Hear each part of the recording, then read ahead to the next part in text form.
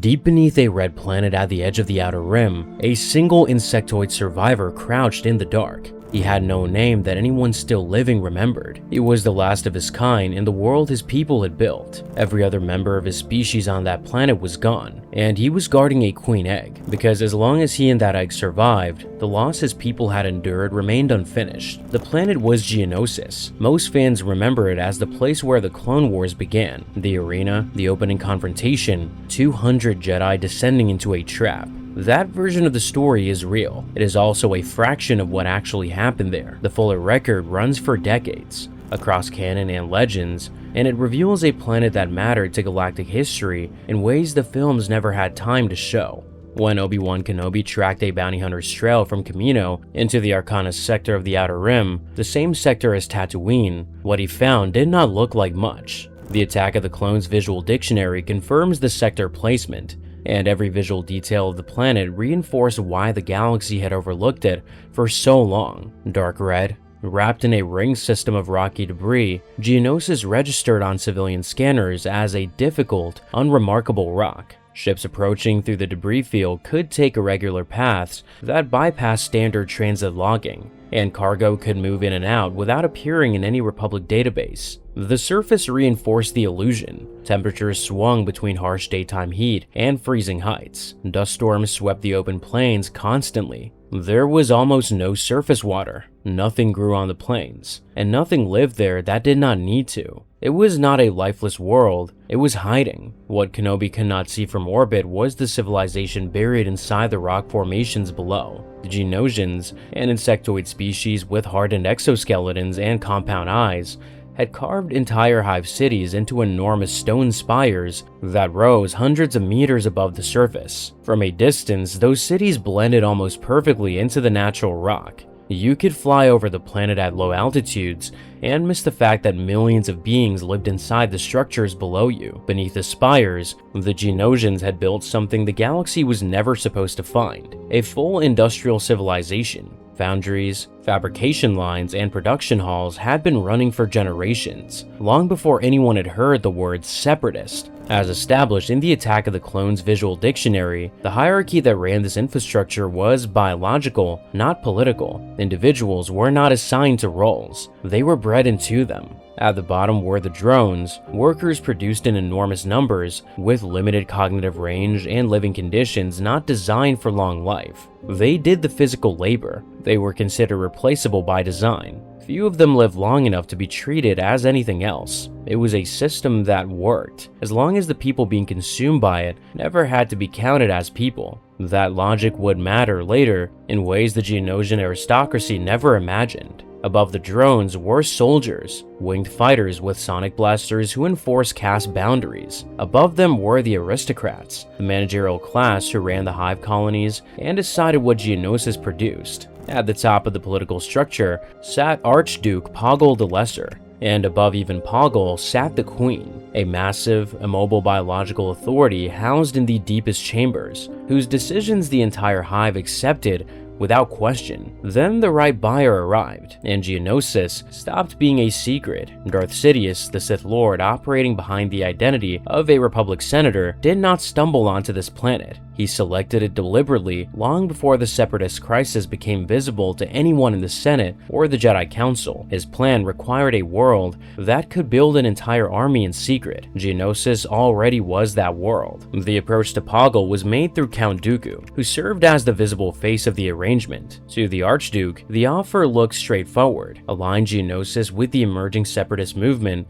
expand production to build droids at scale, and receive in return military protection, political autonomy, and an elevated position in the new galactic order the Separatist promise was coming. Poggle accepted. What the Archduke understood about the deal he had just made is harder to settle than it appears. The polite reading is that he was a practical industrialist who saw an unprecedented contract and signed it. The other reading is harsher. Poggle had spent his entire life inside a hierarchy built on disposable labor, a system where entire castes existed to be used up and replaced when their function was complete. He recognized exactly what he was being offered, calculated that the people doing the disposing would always need someone like him, and took the deal. He had no obvious reason to believe the same logic would ever be turned on him. He was wrong. What Poggle did not understand, in either reading, was that the Separatist movement was not the real project. The Sith Lord directing the buildup on Geonosis was also the Republic senator who would use that buildup to trigger a conflict,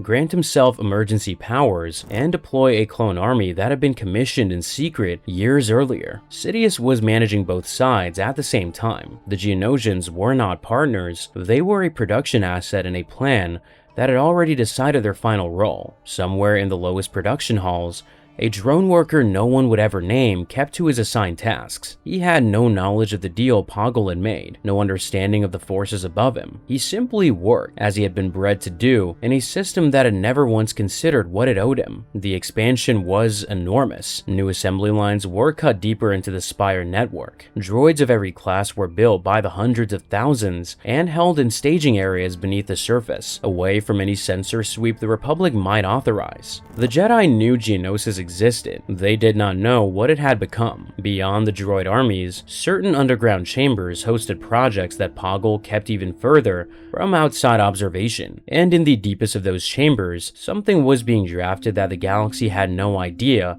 was being designed. The original schematics for what would become the Empire's ultimate superstation were drawn on Geonosis. Geonosian engineers, directed by the Archduke and supervised by Separatist scientists, produced the earliest mathematical models and structural frameworks for a station capable of leveling an entire world. The geometry was worked out, the reactor calculations were run, the structural load problems that would shape construction for the next 20 years were solved in rock chambers beneath a red planet most senators could not have located on a star chart. The single most dangerous set of plans in galactic history started as a series of equations on a Geonosian drafting table in chambers Jedi investigators never reached. The political dimension of the arrangement was made official when Geonosis hosted the founding meeting of the Confederacy of Independent Systems, an event shown directly in Attack of the Clones. Representatives of the Trade Federation, the Techno Union, the Banking Clan, and dozens of other organizations gathered in the Spire cities to pledge their support to the Separatist cause under Dooku's leadership. Geonosis was no longer simply a manufacturing contractor, it was the political and industrial heart of a movement that intended to break the Republic in two. And then Kenobi arrived. Dispatched to investigate rumors in the Arcanist sector, the Jedi Master discovered not just the Confederacy meeting, but the full scale of what had been built. He transmitted his findings before being taken. That transmission set the final stage of the Sith plan in motion. The arena at the center of the Geonosian capital was built to end lives. It had done so for centuries. When Kenobi, Anakin Skywalker, and Senator Padme Amidala were brought into it as prisoners, the crowd knew exactly what it was there to see. What Poggle did not anticipate was 200 Jedi arriving at the same time. The arena engagement became the defining image of the opening hour of the Clone Wars, and it was far worse than it looked. Jedi ignited lightsabers in every corner of the stadium, cutting through wave after wave of droids, while beasts turned against their handlers. From a distance,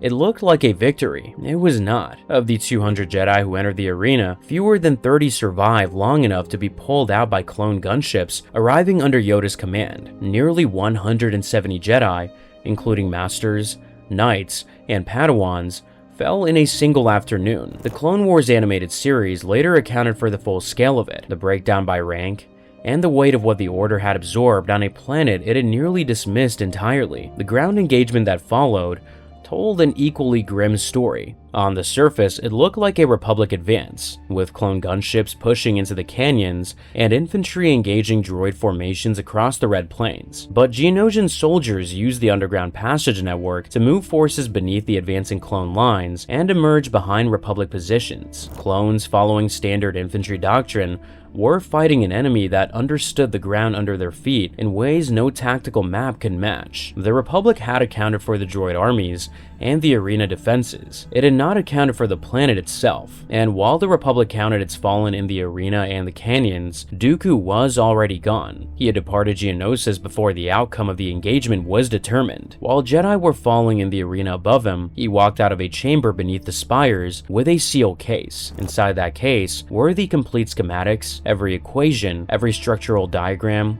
every reactor specification the Geonosian engineers had produced. He carried them onto a small ship, lifted off through the ring system, and was clear of Republic sensor range before the surface engagement had ended. Those plans moved into Sith hands and stayed there, hidden, while the conflict raged and the Republic transformed itself. They surfaced again decades later as the operating blueprint for an Imperial superstation. The Republic won the surface of Geonosis. In the same afternoon, it lost something it did not yet know existed. The official count of clone casualties was never made public in full, but surviving records suggest thousands were lost. The Republic declared victory and moved on, because the conflict was now opening on 100 other fronts at once. The factories were damaged but not dismantled. Poggle was already planning his return from hiding, and the network of chambers and passages beneath the spires was never fully cleared. In those uncleared passages, a drone who would one day be nicknamed Klik-klak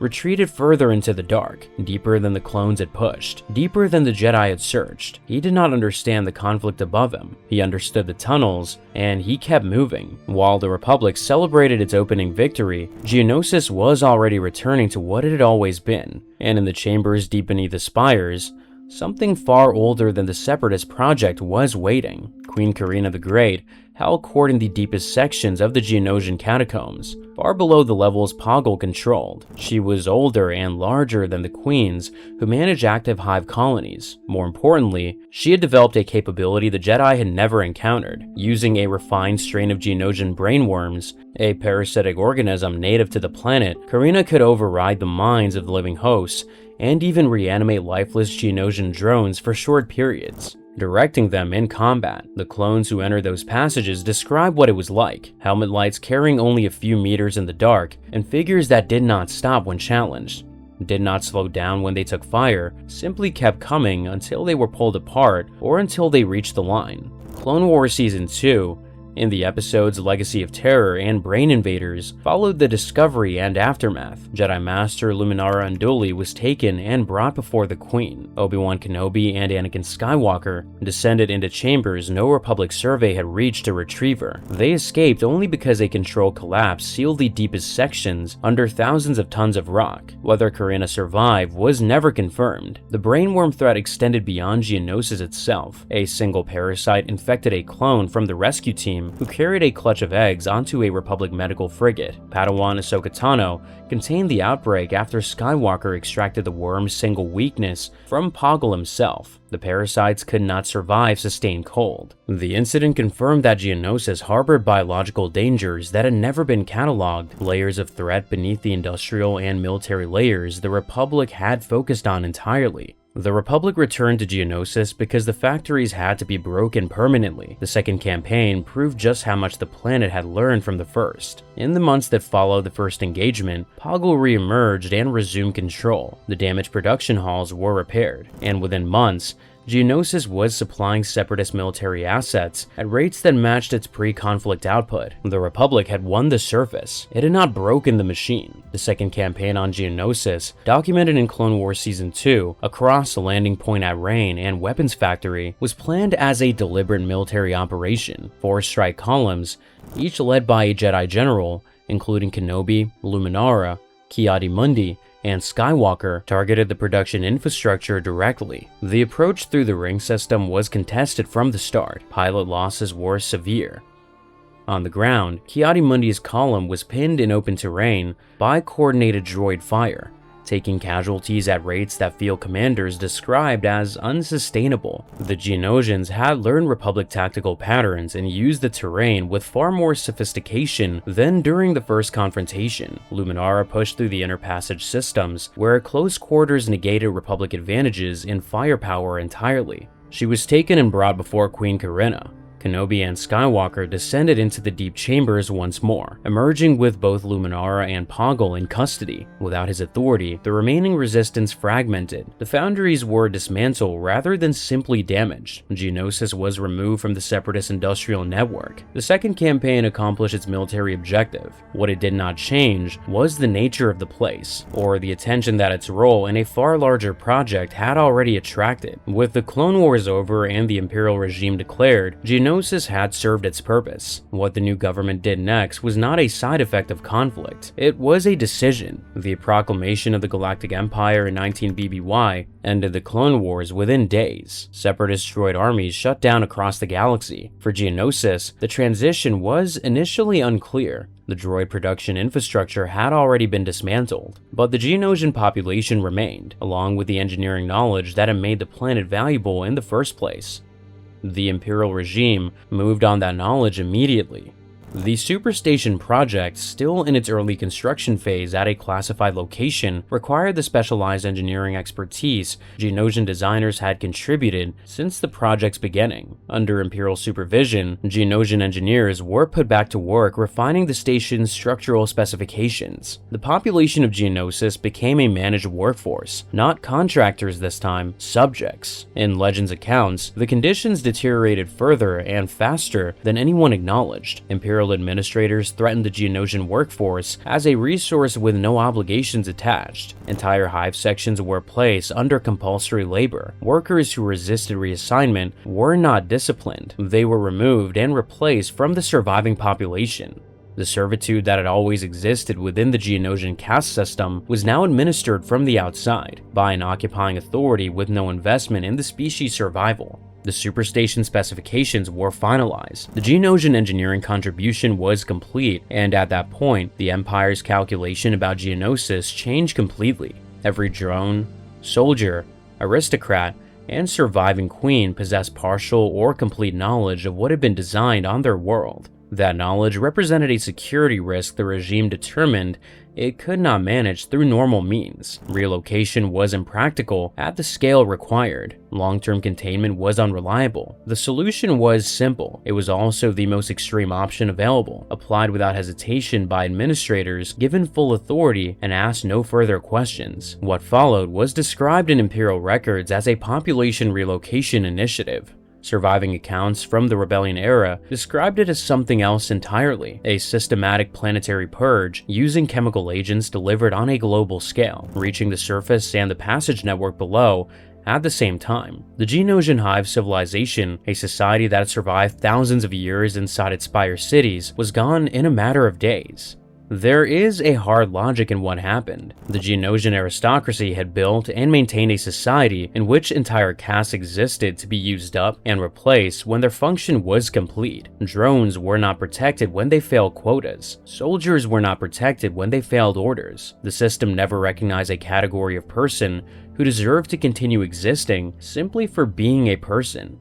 When the Empire looked at Geonosis and decided that the entire species had completed its function, it applied exactly the logic the aristocrats themselves had operated under for centuries. The same calculation, the same indifference, simply applied at a different scale by hands that had learned the lesson well. Poggle had run a society built on the idea that some lives could be spent and replaced. The Empire agreed. It simply included his. The great Hive spires were left standing as empty shells. In some areas, Imperial demolition teams brought them down entirely, removing the visual evidence that a population had ever lived inside them. In Legends, certain Imperial research divisions made use of Geonosis during and after the Purge, studying brain-worm parasites for potential military applications and conducting classified experiments in the ancient pre-separatist chambers identified during the Clone Wars. The full scope of what occurred in those sections was never documented in any surviving record. Surviving Geonosians who had been off-world during the Purge found themselves stranded across the Outer Rim with no planet to return to. They went into hiding in scattered communities on fringe worlds, too few and too disconnected to organize in any response. But one survivor was not off-world. He was exactly where he had always been, underground, in the deepest tunnels where the chemical agents could not reach. When rebel operatives reached Geonosis years later, as documented in the Ghosts of Geonosis arc of Star Wars Rebels Season 3, they found him still there. They nicknamed him Klik-klak after the clicking sound of his speech. He was a drone, the lowest caste, the kind the Geonosian system had always considered the most disposable. He had hidden in the deepest accessible sections and survived by avoiding exposure to the agents that reached the upper levels. He had spent the years since repairing droids salvaged from the Clone Wars and using them to guard his territory. He had been guarding something, a queen egg, the last fertile reproductive material of his species' native population on the planet.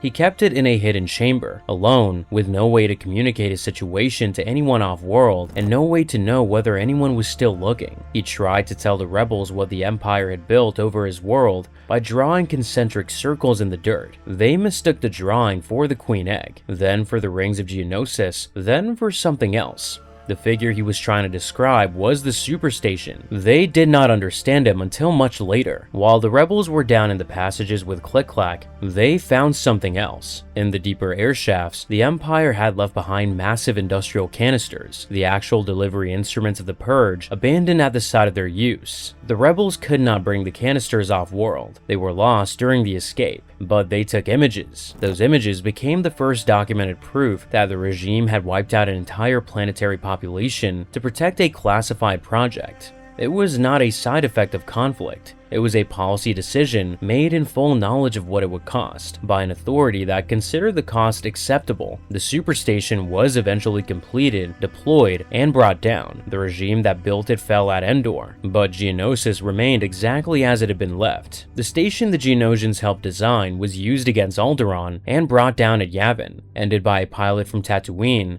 a world sitting in the same Arcanus sector as the Red Planet where the station's foundations had been laid. A second station was lost at Endor. The galactic regime that commissioned both of them collapsed within a generation of its founding. After the regime's fall, the New Republic inherited a galaxy full of documented and undocumented Imperial crimes, and Geonosis was among the most complete examples. The physical evidence was substantial. The spire cities, partially intact, showed signs of rapid population disappearance rather than combat damage. The deep passage systems retained traces of the equipment used in the purge. The timeline could be established with reasonable precision. The queen egg klik-klak had preserved became the subject of significant debate in the post-imperial period. Whether a single queen, hatched into a world stripped of its population, could sustain a viable community over generations was a question no one could answer simply. The scattered diaspora communities were too few and too dispersed to rebuild hive structures. What the species had been was not recoverable from what remained. The template Geonosis represented, a remote world with industrial capacity, geographic cover, a controllable workforce, and deep infrastructure that made external monitoring difficult, was replicated deliberately across the Outer Rim during the Imperial period. Geonosis had been the original proof that a superstation could be designed from a world the Senate would not look at twice. The regime applied that lesson on other planets, building similar arrangements into its most classified projects. The Geonosians were gone. Their model was still in use. The dark truth about Geonosis is not that it was built for conflict. It is that the galaxy decided it was worth more than alive, and the only witness who survived to prove it was a drone, the lowest member of his own hierarchy, guarding a single egg in the dark because no one above him was left to do it.